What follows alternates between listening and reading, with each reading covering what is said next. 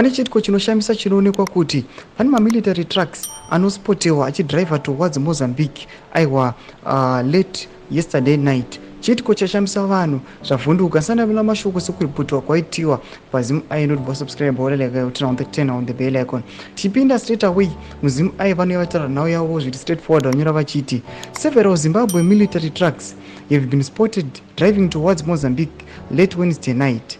While an official comment could not be obtained from the Zimbabwe government, incapable sources told ZimI the ZDF has been deployed to Mozambique ahead of a demonstration set for 7 November 2024.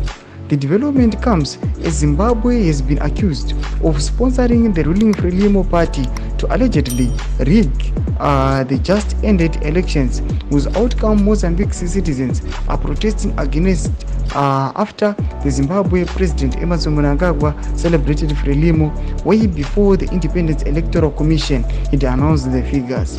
Open ZimI for developing story. Thomas Kwanubuda nyora pana pachiti aiwa according to nokomana vaitsanangura zvinhu zvaitika vachiona matracks eZDF achienda direction of Mozambique vari kuti aiwa indawo yekuti aiwa mutungamiri wenyika kana the ruling party ZANU-PF aiwa yakudeploya masoja pamusoro aiwa pe-protest massive protest yakarongewa aiwa kuMozambique. Apa nokuwa kuti nyika yeZimbabwe accused kuti yakasponsor aiwa support aiwa pama-elections ikabva yaannounce ma-results kunyangwe ne-electoral commission yeMozambique yange isati yakutomboziva ma-results acho.